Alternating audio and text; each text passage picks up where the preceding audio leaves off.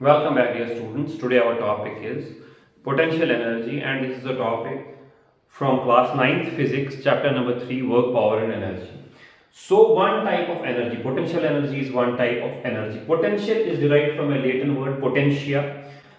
If we define potential energy, it's the energy possessed by a body. Energy जो एक body के पास है, by virtue of its position, by virtue of its position or configuration, respect to forces acting on it.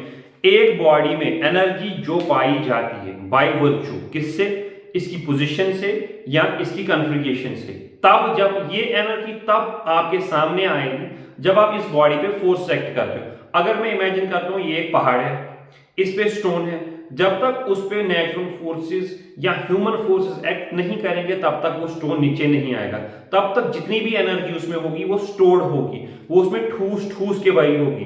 तो बाहर कब ला सकते हैं, जब उसमें फोर्सेस एक्ट करेंगे, जब उसमें फोर्सेस एक्ट करेंगे। सो पोटेंशियल एनर्जी का एसआई यूनिट भी जूल है, बिकॉज तो एनर्जी ही है तो इसका एसआई यूनिट भी जूल है। And the term potential energy was coined by William Rankine. So now if we talk its types, if we talk about it, there are many types of potential energies, but mainly the potential energies we study are three: gravitational potential energy, elastic potential energy and electric potential energy. Gravitational potential energy तब एक object में होती है जब वो आपस में attract करते हैं, लाइक ग्रेविटेशनल फोर्सेस के बीच में। तो जब जो एनर्जी तब develop about the second form of is elastic potential energy. Now first before going to the elastic potential energy, briefly I will say you something.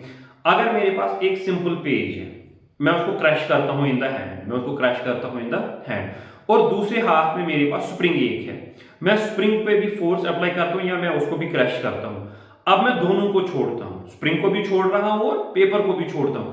Spring अपनी एक्चुअल शेप में वापस आएगी, तीक ऐसा कि स्प्रिंग क्या पानी शेप मज वापस, मगर इसमें ये पेपर क्रैश को यीन पानी शेप मज वापस, ये क्या पानी शेप मज वापस गो ना यीन गो, ये पेपर शी इलास्टिक ऑब्जेक्ट किया, why as the spring is elastic in nature, its nature is elastic. If we say rubber band को आप कितना भी स्ट्रेच करो वो वापस अपनी पोजीशन पे आएगा, अपनी पोजीशन पे वापस आएगा। अब जब आप इस स्प्रिंग पे फोर्स लगा रहे हो, इसकी शेप आपने चेंज की, अथ क्या गोर म्योन अथ मज इंटरनल फोर्सेस तिम करन अगेंस्ट लॉ है ना, action has equal and opposite reaction. आपने तो एक्शन किया तो रिएक्शन क्या होगा, स्प्रिंग अपनी वापस पोजीशन पे आ जाएगी। इसी तरह इलेक्ट्रिक पोटेंशियल एनर्जी, दो चार्जेस के बीच में, दो चार्जेस पोटेंशियल एनर्जी है charge object has due to its electric force. एक चार्ज जब भी इलेक्ट्रिकल फोर्स में होगा वो एक्सपीरियंस क्या, वो रोटेट नाइचे तमिस क्या नसनुक शोक, ये नसनुक शोक तमिस यम साथ एनर्जी है such potential energy. Potential in work done in bringing a unit positive charge from infinity to a given point. Now if both the points are known, for example this is point A and this is point B, अब आप यहां से यहां ले रहे हो, तब इस पोटेंशियल का नाम हम देते हैं पोटेंशियल डिफरेंस, पोटेंशियल डिफरेंस। तो अभी आपको नाइन्थ में उतना नहीं है। Now coming to the other types of chemical energy है, केमिकल पोटेंशियल एनर्जी है, न्यूक्लियर पोटेंशियल एनर्जी, न्यूक्लियर में दो है, strong nuclear potential energy and weak nuclear potential energy, magnetic potential energy. Now if we go for the derivation of potential energy, बच्चा आपको पता ही है ना, energy is equal to work. Energy किसके बराबर होती है, वर्क के बराबर। So work is equal to force into displacement, W is equal to F into S. S. Now I have already made a wall here on top of it and its mass is M. Its mass is M. अब जब भी एक object को against gravity लेंगे, अगर आपको इतना पता है फोर्स किसके बराबर होता है, मास इनटू एक्सेलरेशन। जब ये एक्सेलरेशन लीनियर होगा, हॉरिजॉन्टल होगा, अब अगर ये वर्टिकली होगा अगेंस्ट ग्रेविटी, तो फोर्स किसके बराबर होगा, F is equal to M into g, M into ji.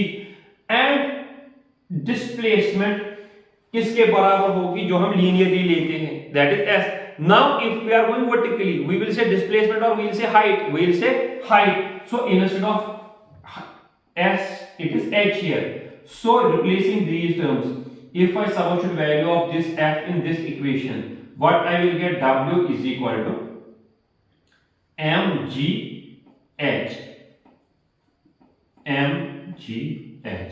Now work is energy, work and energy one same thing. Now energy हम कौन सी बात कर रहे हैं? Potential energy is equal to mgh. Now potential energy further denoted by word that is u. u is equal to mgh, and this is the derivation of gravitational potential energy. This is a derivation of gravitational. If we say elastic potential energy, it is 1/2 of kx square, where